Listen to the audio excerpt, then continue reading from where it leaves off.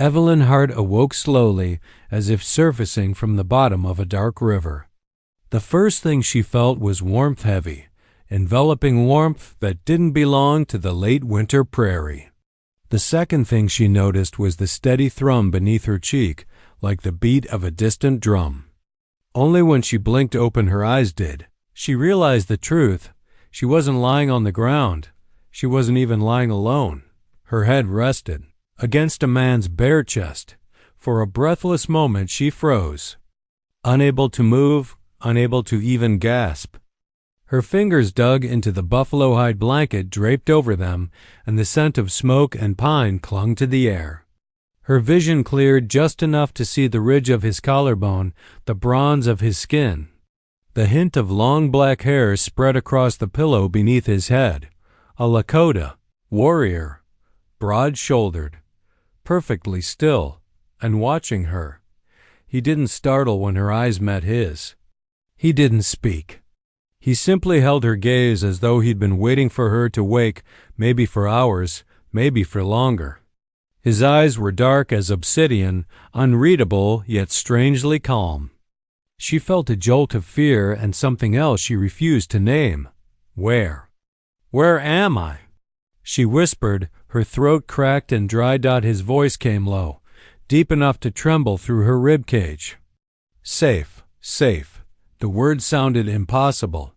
The last thing she remembered was the stagecoach, its wheels skidding over icy mud, the horses panicking, the reins snapping out of the driver's hands. She had been thrown into the ravine like a rag doll. Snow everywhere, pain, then nothing. She tried to sit up, but the blanket slipped, revealing how close their bodies truly were. Heat surged to her cheeks as she jerked backward. The warrior reached out not to restrain her, but to steady her when dizziness swept over her. His touch was warm, surprisingly gentle. She recoiled anyway, nerves sparking. "Do not move too fast," he said. "You were near death." Why were we?" she stammered helplessly, unable to look away from the strong line of his jaw or the firelit shadows that played across his chest. He seemed to understand the question she couldn't form. "You were freezing," he said simply. "Body heat keeps life in the body. So I kept you alive." She couldn't argue. She had been freezing. Her clothes still felt damp, stiff with cold. But that didn't stop her heart from pounding wildly. No proper lady woke up pressed against a half-naked man, certainly not a Lakota warrior whose presence filled the small winter lodge like a thunderstorm. She swallowed, moistening her dry throat. "Why? Why would you save me?" A flicker, almost a smile, touched his lips, but it never reached his eyes. "Because you were alone," he said. "And you were afraid." Her breath caught. How could he know that? How could he see something she hadn't spoken out loud, not since the night she had fled from everything she knew? The night she'd left behind her father, her town, her safety. The warrior rose smoothly to his feet, the blanket falling away from him. She quickly averted her gaze, mortified and flustered.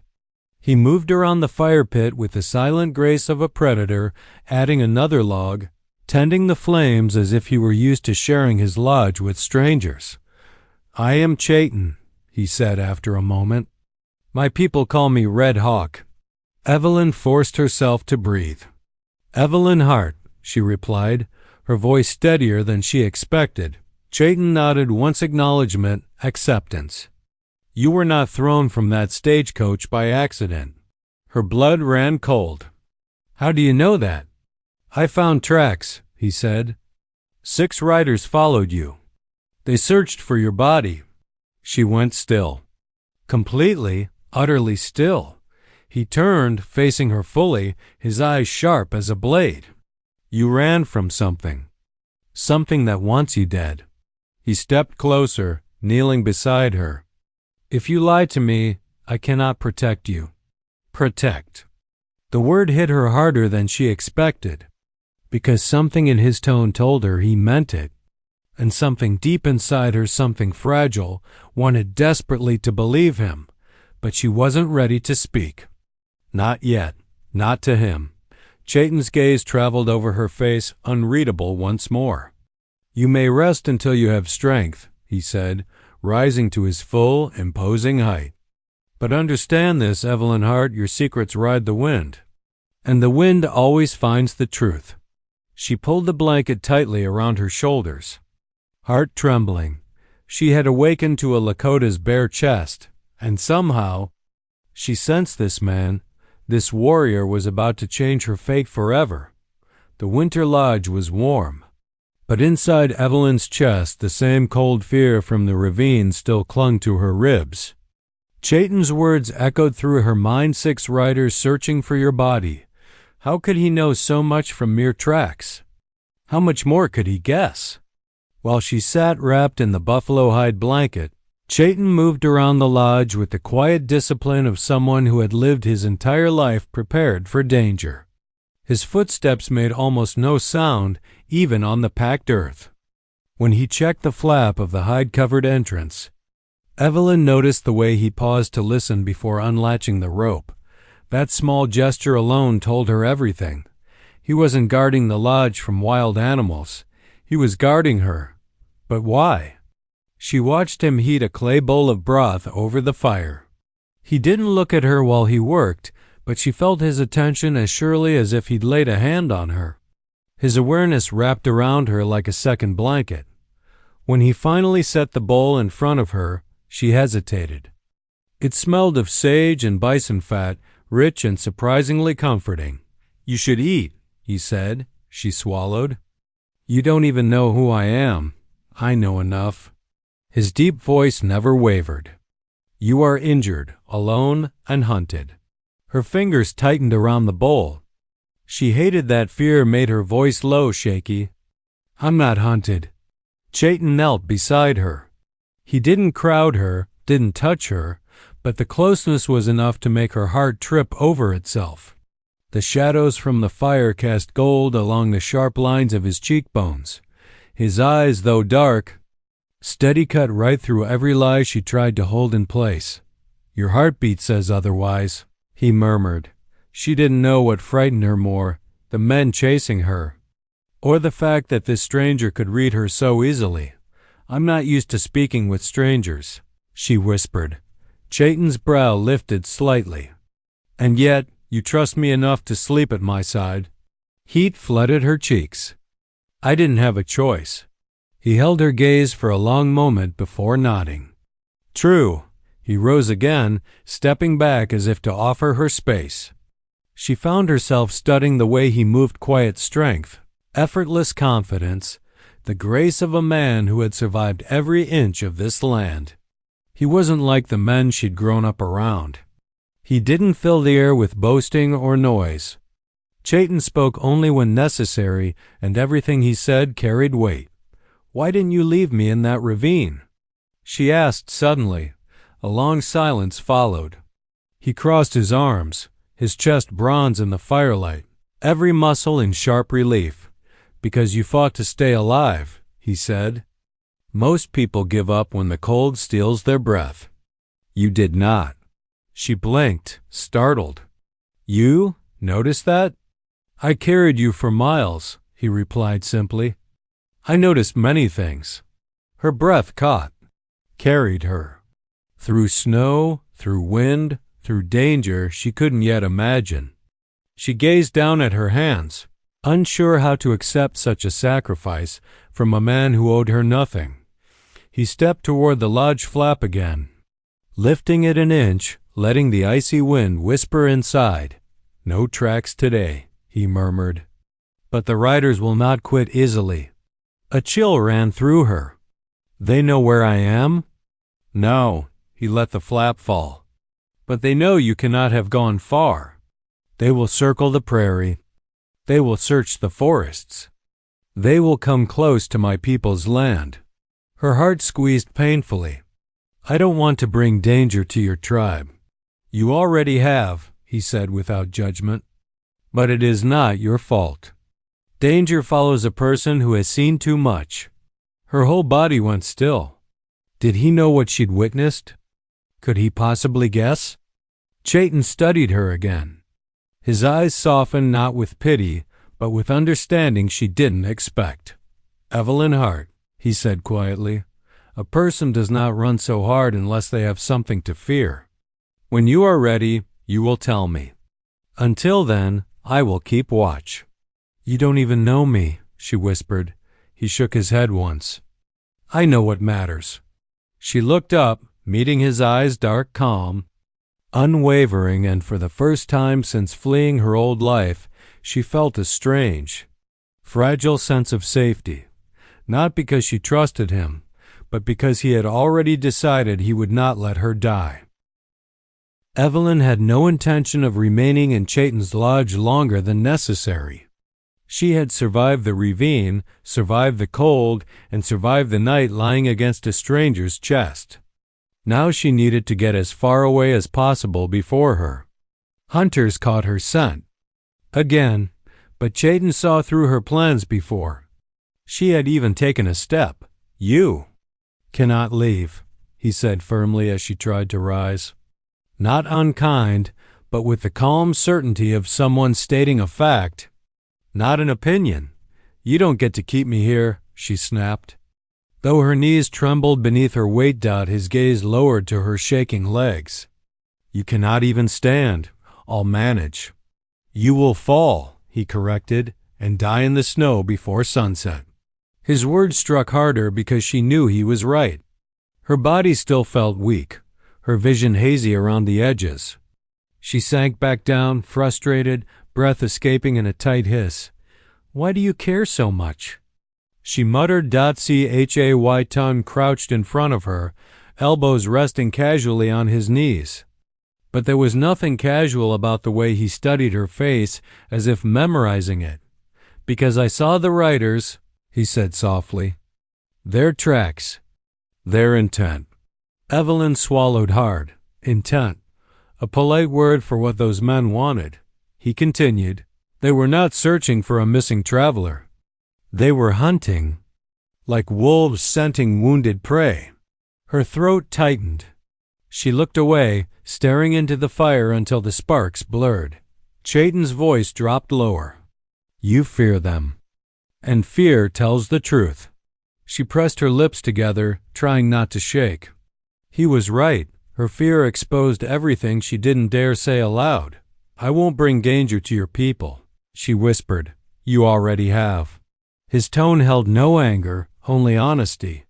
"But my village is strong. We have weathered many storms." She frowned. "Village?" "Yes," he said. "My people make winter camp a day's ride from here. They will welcome you." She froze.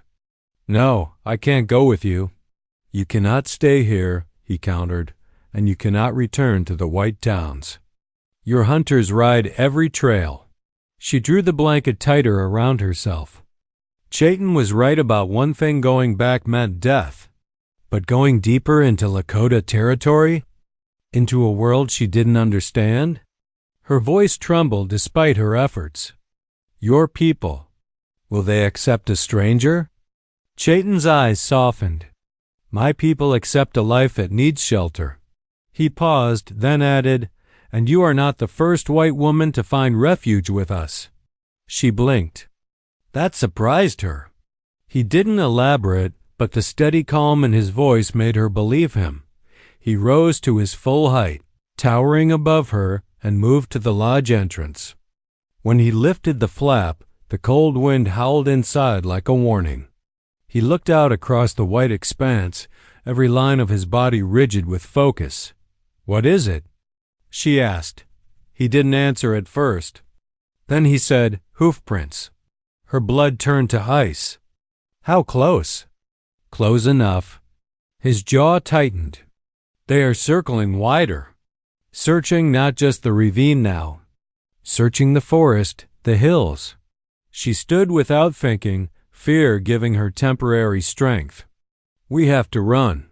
Chayton turned toward her slowly, deliberately. "You cannot outrun men on horseback. Not in your condition. Not in this snow." Tears stung her eyes, though she tried to blink them back. "Then what do we do?" "We move deeper," he said. "Into my lands, where they will not follow." She shook her head. "They'll follow anywhere." "No," his voice sharpened. "They will not risk crossing my tribe's borders. Not if they want to keep their scalps." Her breath caught. That's why you're helping me? Because you think this will become a war?" Chayton stepped closer, his presence filling the small space with heat despite the cold wind. "I am helping you," he said, eyes locked on hers, "because you did nothing wrong. A person who flees for their life deserves protection." Her throat tightened. "You don't know what I did." "I know what you didn't do," he said simply. "You did not kill. You did not steal. You did not harm anyone. The men hunting you, they are the guilty ones." Her eyes widened. How could he be so sure? Chayton caught the flicker of panic in her expression and added quietly, "A warrior learns to read truth in the body. And you carry too much sorrow to be a criminal." Something inside her, something brittle, cracked at those words. The riders were close. She had no strength left. And this man, this stranger, had placed himself between her and death without hesitation. "Gather your strength," he said, lowering his voice into something almost gentle. "We leave before the next snowstorm. They will not find you. Not while you stay under my protection." He didn't ask if she agreed. He didn't need to, because when the wind outside howled like the men searching for her, Evelyn realized there was only one place left in the entire world where she felt any measure of safety. Standing beside the Lakota warrior who refused to let her face danger alone, Evelyn followed Chayton through a narrow, snow-dusted trail, each step pulling her deeper into territory she had only heard of in whispers. The lodge was behind them now, the ravine and frozen stagecoach a distant nightmare, but in its place stretched a new reality, the vast, untamed land of the Lakota, and a life she had never imagined. The trail opened into a small clearing where several lodges stood, smoke curling from each roof into the pale winter sky. Children played in the snow, tossing small sticks and laughing. Women moved with quiet purpose, tending fires, preparing meals, their eyes glancing at her with curiosity but not fear. For the first time in weeks, Evelyn felt a flicker of something she had long forgotten: safety. And yet, even as her body relaxed, her heart tensed. This was a world she had no right to enter, a world where every glance and gesture carried meaning she could not decipher. Chayton walked beside her silently, his tall frame protective and unyielding. He introduced her simply. "She is Evelyn. She is under my protection." No questions followed. No judgments. Only quiet acknowledgement. Evelyn wanted to speak, to explain who she was, where she came from, why she was running, but the words caught in her throat. Instead, she allowed the Lakota women to lead her to a small lodge where she could rest.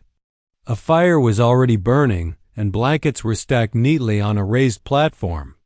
A child offered her a carved wooden toy, and she accepted it with a timid smile. Chayton remained at the doorway, his eyes never leaving hers. It was impossible to ignore the tension he radiated, a quiet, commanding presence that made every movement of hers deliberate, cautious. Yet there was a gentleness to him, a patience that unsettled her almost as much as his strength. As evening fell, Evelyn watched the village settle.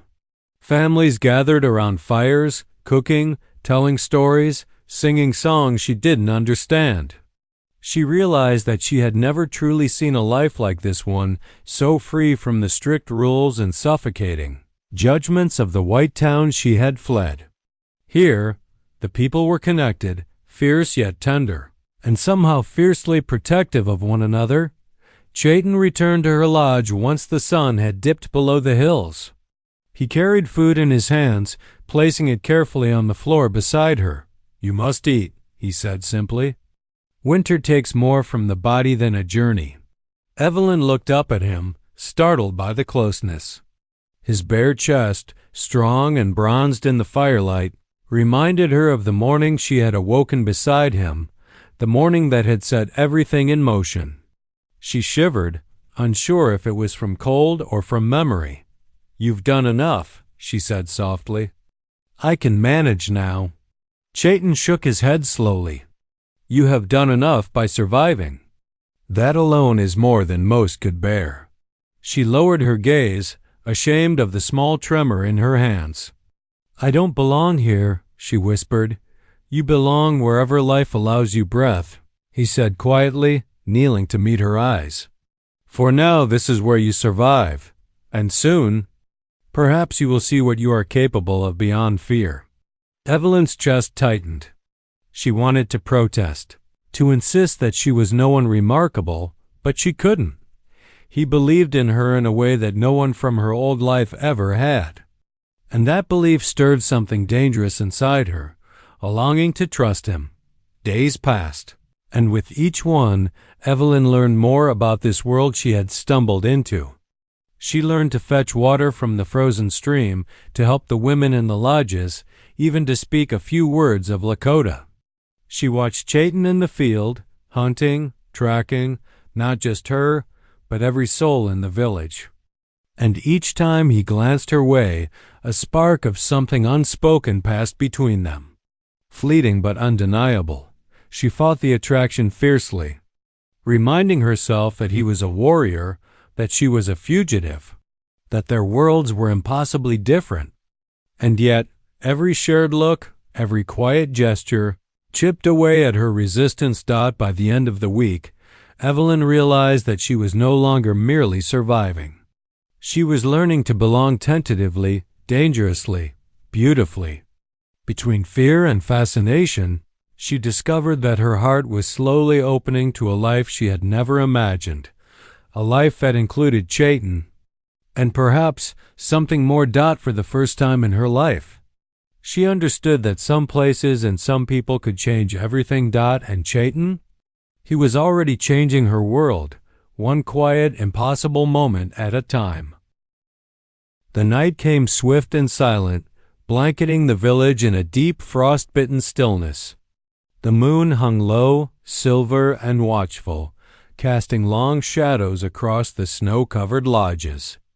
Evelyn sat beside the fire in the small lodge where Chayton had placed her, the warmth barely reaching the icy tendrils that coiled around her heart.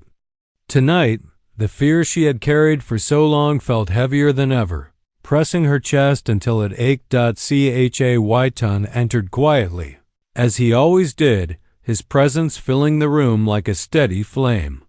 He did not sit immediately.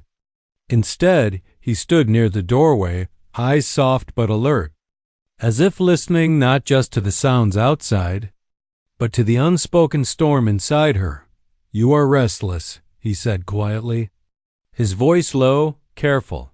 Evelyn shook her head, unable to meet his gaze. I can't sleep."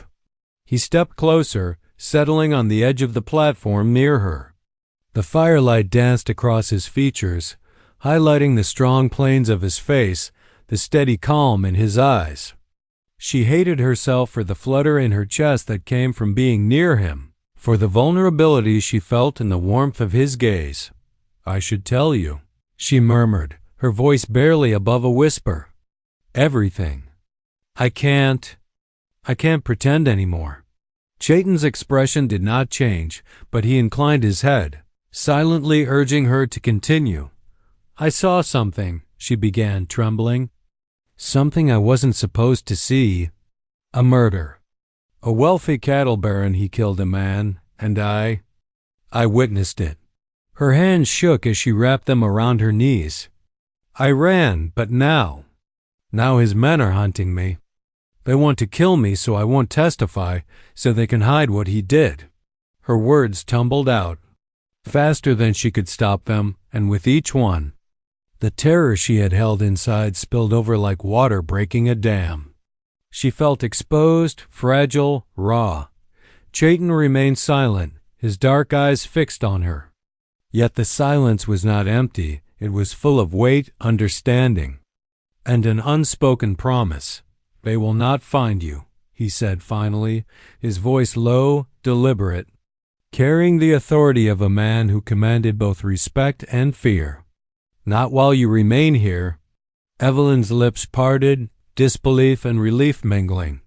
You would do that? Even for someone you barely know?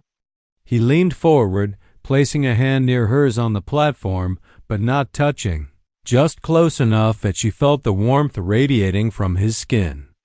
I do not protect strangers lightly, he said, but I recognize when injustice chases someone unfairly. You did not take life. You did not betray anyone. You only survived. And that survival makes you worth defending. Her throat tightened. Few words had ever carried such weight. She swallowed, attempting to steady her voice. I don't even know how to thank you. You do not need to thank me, he said, eyes locked on hers. You only need to trust me, and to remain here until they can no longer follow. The truth hung between them, heavy and electric. Evelyn realized in that moment that she had never felt safer, yet never more exposed. For the first time, she allowed herself to hope. Not just for her life, but for something far more dangerous.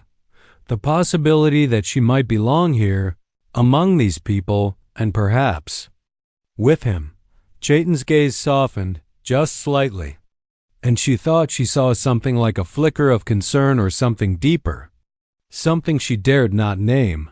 They will come, he warned quietly, but we will be ready. You are not alone anymore.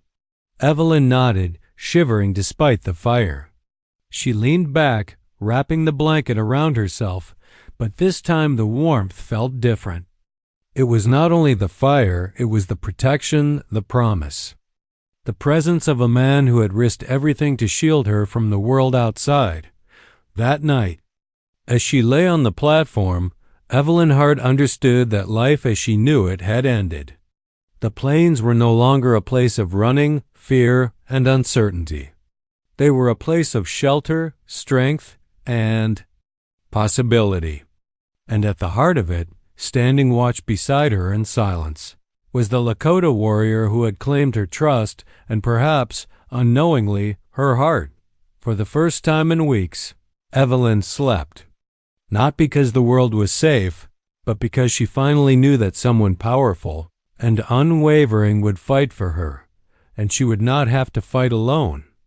The days that followed were tense, each one stretching longer than the last. Evelyn moved with Chayton through the hills and forests, learning the ways of the land as best she could, how to read the tracks of deer, how to find water under layers of ice, how to stay silent when danger was near. Yet no lesson could prepare her for the day the enemy finally arrived. It began as a distant sound, faint at first, the clatter of hooves on frozen ground. Evelyn froze mid-step, heart hammering in her chest, every muscle taut with terror. Chayton's hand closed around hers with iron strength, grounding her, steadying her as he scanned the horizon. They found the trail, he murmured, voice low but firm. Prepare yourself. We move quickly. Evelyn's stomach knotted. She wanted to run, to hide, to curl into the blanket of safety she had known in the lodge. But Chayton's calm presence reminded her that panicking would do nothing. He would not abandon her. That much was certain. Within hours, smoke curled from the tree line, the unmistakable sign of the enemy's approach. Flames licked at the outer edges of the village, sending women and children scattering, shouting for help. Evelyn clutched Chayton's arm, fear mingling with awe as she watched him spring into action. Without hesitation, he barked commands in Lakota, organizing the village men to form a defensive line. The children were ushered to safety, and the women worked quickly to douse the smaller fires. Amid the chaos, Chayton's gaze never left Evelyn. You must stay here, he said, his voice a low growl of authority. Do not step outside until I return. I'm not staying, she shouted, panic and stubbornness mingling. I can help. You will survive if you stay, he said firmly. You will not survive if you fight me on this." Her chest tightened as he pulled her close for a fleeting moment. The heat from his body, the tension in his muscles, the determination in his eyes, it all told her he meant every word. He wasn't just protecting her life. He was putting everything on the line. The battle erupted outside. The enemy, armed with rifles and cruelty, descended upon the village with brutal intent. Chayton moved like a shadow, striking with precision, leading his warriors with a fierce, unrelenting courage.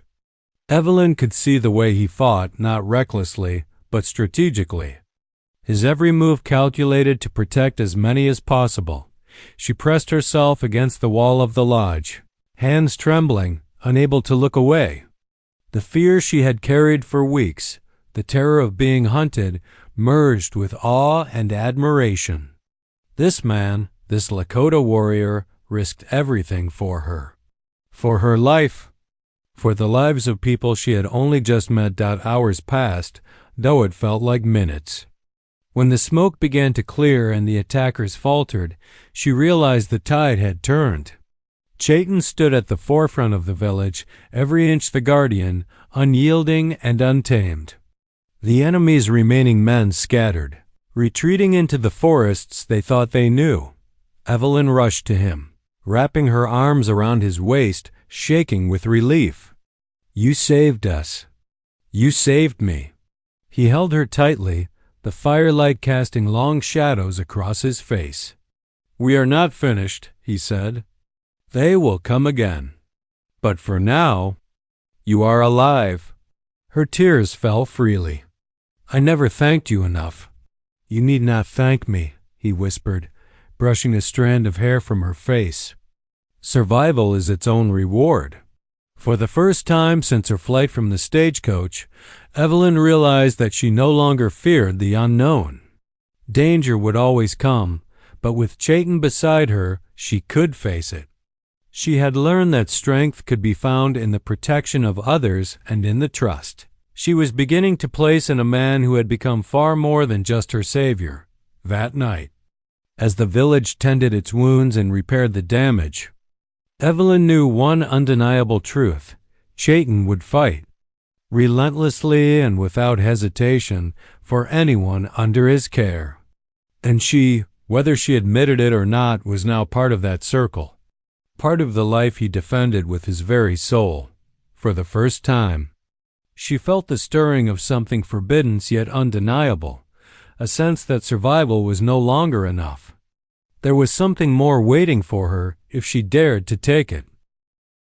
The mountains rose like jagged teeth against the winter sky, snow draping every ridge and hollow in a thick, muffling blanket. Evelyn had never seen anything so wild and beautiful, and yet she felt no peace, only the tension that came from being pursued, hunted, and constantly on the brink of danger. Chayton led her silently, his every movement purposeful, his eyes scanning the white expanse for the slightest disturbance. They had fled the village at dawn, carrying only what they could hold, leaving behind the safety of the people who had first sheltered her. The enemy would not stop. The cattle baron's men were relentless, and now their pursuit had become personal. Every sound of hoofbeats in the distance, every sudden snap of a branch, sent her heart into a frenzied rhythm. Chayton remained steady beside her, a wall of strength and reassurance. He spoke little, only when necessary, his voice a calm anchor in the storm of her fear. Yet even in his silence, Evelyn could feel him near, close enough that every glance, every subtle shift of his body set her heart racing. By mid-afternoon, they found a small cave hidden behind a cluster of snow-laden pines. Chayton gestured for her to enter first, then carefully followed, closing the entrance with boulders and branches. Inside, the cave was dark, the air damp but sheltered, a sanctuary in a wilderness that had become their battlefield. Evelyn shivered, not from the cold, but from the awareness that they were alone, truly alone. Her heart pounded, a mix of fear, relief, and an unfamiliar heat that she refused to name. Chayton set a small fire in the center of the cave, and the flickering light cast long shadows over his strong, bronzed features. She could not stop herself from looking at him. The way the fire highlighted the planes of his chest and arms. He noticed, of course he always noticed, but he did not scold her, did not look away. Instead, he allowed her gaze, steady and unflinching, as if he had been expecting it. "You should rest," he said finally, his voice low and rough with fatigue. "I can't," she whispered. I can't stop thinking. About them. About what's waiting for us out there." Chayton knelt beside her, close enough that she could feel the heat radiating from his body. "We face what comes," he said simply. "And we face it together." Evelyn's pulse quickened at the word together.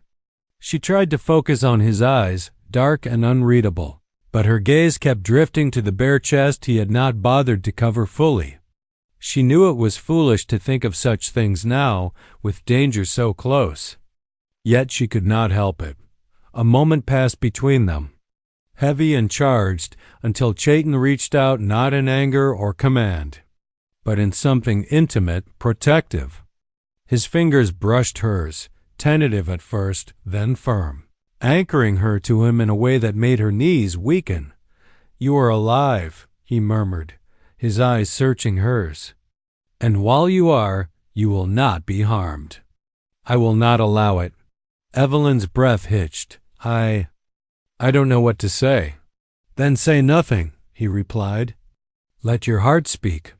Her pulse thundered as she realized that his closeness, the warmth of his body, the strength in his gaze, was more than protection.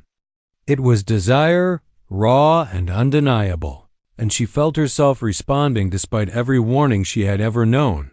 Night fell, and the fire's glow painted them in gold and shadow. Evelyn found herself leaning closer, drawn to him in a way she could neither resist nor fully understand. Chayton's hand rested near hers, a promise more than a touch, and for the first time since fleeing her old life, she allowed herself to hope, not just for survival, but for something far more dangerous: connection, intimacy, a bond she could not yet name. When she finally closed her eyes, it was with the knowledge that the man beside her would protect her, that he would fight, endure, and remain steadfast in the wilderness. And she, for the first time, felt a longing that went beyond safety. In the quiet of the cave, with snow pressing against the rock walls and danger lurking outside, two hearts hid together, both wounded, both fierce, both aching for something neither dared to speak aloud. And in that hidden moment, Evelyn knew that the morning she had awoken to Chayton's bare chest had been only the beginning of a connection that would shape both their lives forever. The snow lay heavy over the valley, muffling the sounds of the world and making the air feel thick with anticipation. Evelyn clutched her blanket tightly around her shoulders as she followed Chayton through the narrow, winding paths of the hills. Every step brought her closer to the inevitable confrontation with the cattle baron's men, who had tracked them relentlessly for weeks. Yet for the first time, she did not tremble in fear. She had survived storms, hunters, and the wilderness itself, and now she was not alone. Chayton's presence beside her was unwavering. His hand occasionally brushed hers, not in question but as a silent promise. He would not let anything harm her. She found herself studying him as he moved, every muscle taut with readiness, every glance calculating. He was more than a warrior. He was a shield, a storm, a man who would fight to his last breath for her. As they crested a ridge, they saw them, the remaining men of the Baron's posse, unaware that they had walked into a trap. Chayton signaled, and Evelyn felt her heart pound not with fear, but with adrenaline, excitement, and an odd, fierce determination. She would not cower any longer. She had seen too much, survived too much. She would stand, at least in spirit, beside the man who had claimed her trust and something more. Chayton moved first, silent and lethal. He and his warriors struck swiftly, the clash of rifles and the shouts of men breaking the quiet of the snowy hills. Evelyn stayed behind the ridge, hiding, but her eyes never left him. The way he fought, with precision and raw power, made her chest ache not from fear, but from awe and something far more complicated. When the smoke and confusion cleared, the Baron's men were scattered and broken. The threat that had loomed over Evelyn's life for weeks had been extinguished by the man who had rescued her from near death in the ravine, who had carried her through snow and fear, who had taught her what it meant to survive and to trust, breathless. She ran to him, the snow crunching beneath her boots. Chayton turned as she approached, and for a moment the world seemed to stop. The cold air, the aftermath of battle, the distant mountains all faded as their eyes locked. "You're alive," she whispered, her voice trembling. "I promised," he replied simply, a half-smile tugging at the corner of his mouth. Evelyn's legs gave way, and she fell into his arms, clutching him as if she would never let go. His strong hands held her tightly, steadying her, warming her in a way no fire ever could. I owe you my life," she breathed, resting her head against his chest. "You owe me nothing," he murmured, his voice low and intimate. "You only need to be here. With me, alive, safe." The weight of his words, the heat of his body, the undeniable magnetism of his presence drew her closer. She lifted her head, searching his eyes, and found not just protection but longing, desire, and a promise of something deeper than either of them had dared admit. Slowly, deliberately, Chayton leaned forward. Evelyn's breath caught in her throat. The snow swirled around them, silent witnesses to a moment that had been building since the day she had awoken against his bare chest. When their lips met, it was more than a kiss, it was a claim. A declaration, a culmination of weeks of terror, trust, and undeniable attraction. She felt herself trembling, melting, giving into a heat that had nothing to do with the battle outside, and everything to do with the man holding her. When they finally broke apart, breathless and shaken, Evelyn rested her forehead against his. I don't want to leave," she admitted, the words raw and real. "You never will," Chayton said, brushing snow from her hair. "This land, this life, it is yours now, and so am I." The wind whistled through the mountains, carrying away the last traces of danger, and for the first time since the nightmare began, Evelyn felt complete. Not just safe, not just alive, but claimed by a man, by a tribe, by a life that had seemed impossible only days before dawn as the sun rose over the snow-covered peaks. Chayton wrapped his arms around her, holding her close. She rested against his bare chest once more, but now with a new understanding. She had not simply survived. She had found home, love, and a future she had never dared imagine. The enemy defeated, the land quiet, and the heart finally surrendered. Evelyn Hart knew that the morning she had awoken to the Lakota's bare chest had been the beginning, not of fear, but of the life and love she had always been searching for, and in Chayton's arms she would never run again.